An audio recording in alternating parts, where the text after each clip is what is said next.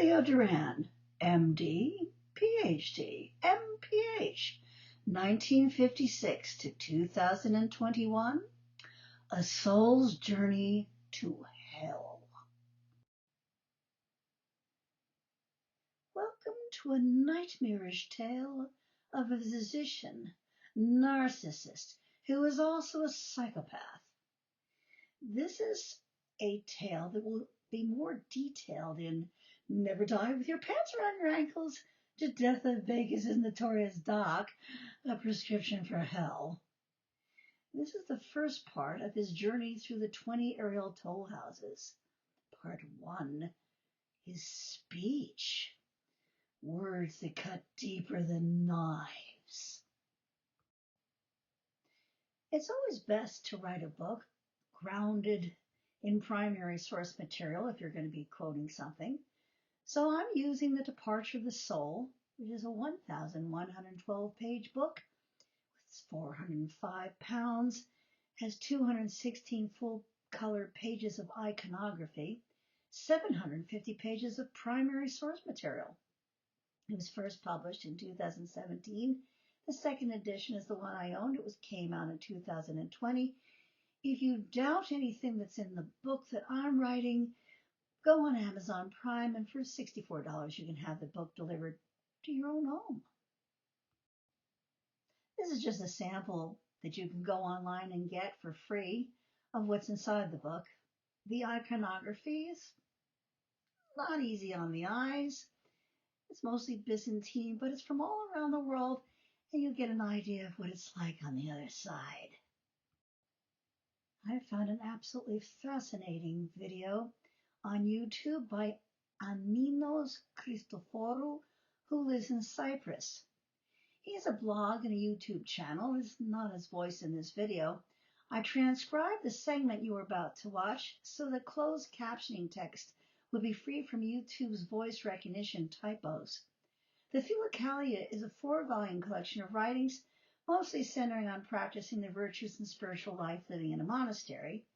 I read through most of it. The Notorious Doc expressed no interest in it when I purchased the set.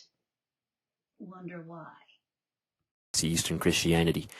I mean, there's just so much weight for the idea of aerial toll house that I had to take it seriously. And I also did find that in the Tibetan Book of the Dead, they also describe similar aspects to that of aerial toll houses.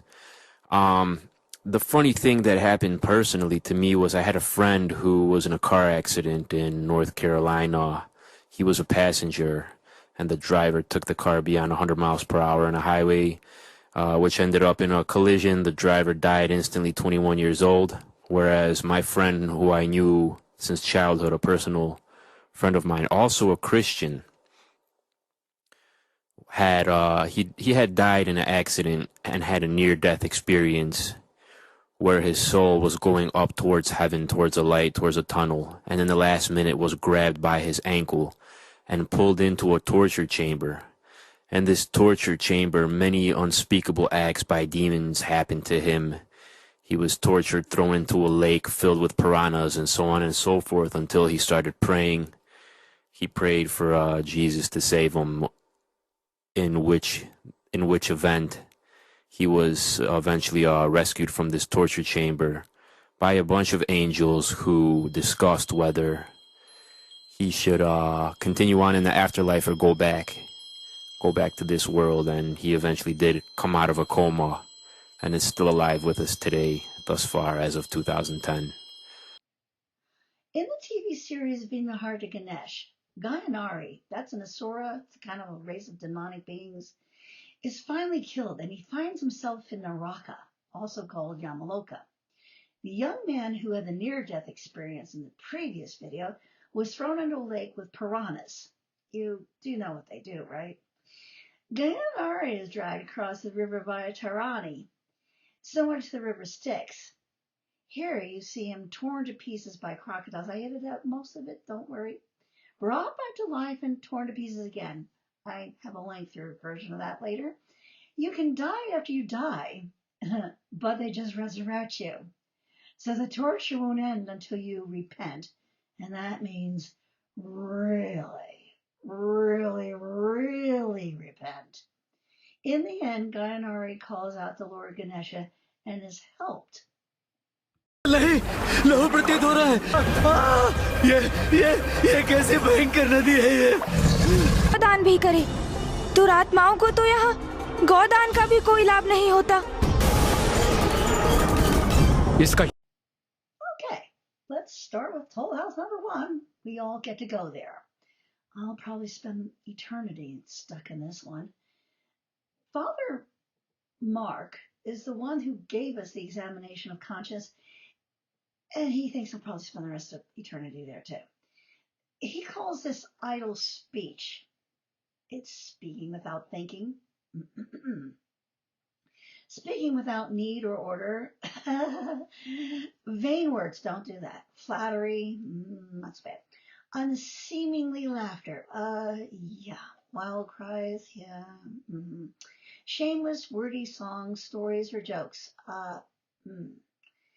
Speaking what is vile or shameless, foul words, profanity, angry words or cursing, unclean or blasphemous speech, using God's name in vain. I'll just leave it at that. Looking for these words, I kept finding new categories. We have so many ways of describing these dirty words. We have more ways to describe dirty words than we actually have dirty words. That seems a little strange to me. It seems to indicate that somebody was awfully interested in these words. They kept referring to them. They called them bad words, dirty, filthy, foul, vile, vulgar, coarse, in poor taste, unseemly, street talk, gutter talk, locker room language, barracks talk, bawdy, naughty, saucy, raunchy, rude, crude, lewd, lascivious, indecent, profane, obscene, blue, off-color, risque, suggestive, cursing, cussing, swearing, and all that. I'm sorry, I'm still laughing from what George Carlin does. Yes, this is the famous George Carlin's dialogue. I'm afraid to even try to read this because he does such a great job. And you'll notice I cut it off before he actually uses any of the words. And in the transcript here, I just bleep it out. But if you really do want to hear the entire program, it's all over the web. And here's a link to the transcript. And I won't read any more of it because, well, it's crude, lewd, lascivious, indecent, profane, obscene, blue. It's just filth. Now we come to the Toll House number 2, which is about lying. And as you all know, narcissists lie. In fact, they're probably incapable of telling the truth. So here you'll get to see where they fail to keep oaths or promises. They make oaths that they have no intention of keeping. They violate a confidence. They bear false witness. They deny ever doing anything wrong. In fact, they just look at you and say that you did it. And this is where they make vows to God or they confess sins to God and they lie through the whole thing. Yep, that was hairy. And Toll House number 3 is going to be very difficult to read. This is where they speak evil of others. Narcissists spread rumors. They judge or condemn the words or deeds of others. They damage other people's reputations. They speak ill of everyone. They slander. They laugh, mock, ridicule. They point out your deficiencies, weaknesses, shortcomings, or failures, true or not true.